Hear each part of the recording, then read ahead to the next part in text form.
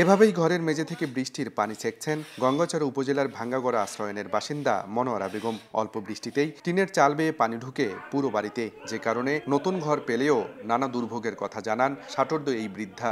আর সমস্যা এই যে ভিজি যায় হ্যাঁ হ্যাঁ পানি পড়ে জানালা আছে, জানালা খান দেই তাও খুব একেবারে। তিস্তা ঘেঁষা রংপুরের গঙ্গাচড়া উপজেলার ভূমি ও গৃহহীনদের জন্য চতুর্থ ধাপে তৈরি হয়েছে 210টি বাড়ি। প্রতিটি পরিবারের জন্য 2% জমির উপর নির্মাণ করা হয়েছে 2টি সেমি পাকা ঘর, একটি রান্নাঘর ও একটি টয়লেট। প্রতি বাড়ির জন্য নির্মাণ ব্যয় ধরা হয়েছে 2,84,000 টাকা। তবে বাড়িগুলোর নির্মাণ নিয়ে নানা অনিয়মের অভিযোগ উঠেছে উপজেলা প্রশাসনের বিরুদ্ধে। না একটু বলাইতে মানে ঘরটা ভাঙে যায়, ঝড়ি বৃষ্টি হলে বারান্দার বাউসিটের পানি বারান্দায় যায়, ঘরের দূর থাকি।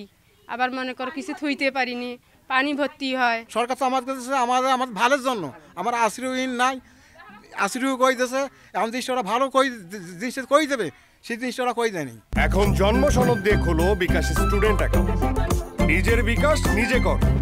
উপকারভোগীরা বলছেন অপর্যাপ্ত আর নিম্নমানের নির্মাণ সামগ্রী ব্যবহার করায় হস্তান্তরের আগেই ধসে পড়ছে প্রধানমন্ত্রীর দেয়া উপহারের এই ঘরগুলোর গাঁথনি। হাত দিলেই ভেঙে পড়ছে পলেস্তারা।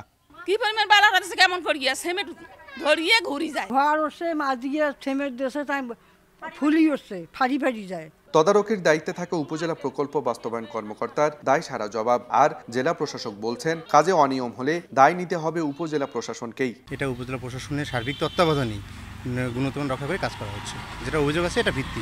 এডিসি স্যার এসেছিলেন, স্যাররাও দেখে গেছেন কাজের গুণগতমান সঠিক আছে। উপজেলা নির্বাহী অফিসার এটার সাথে সম্পর্কিত, সহকারী কমিশনার ভূমি সম্পর্কিত, আমাদের প্রকল্প বাস্তবায়ন কর্মকর্তা সম্পর্কিত।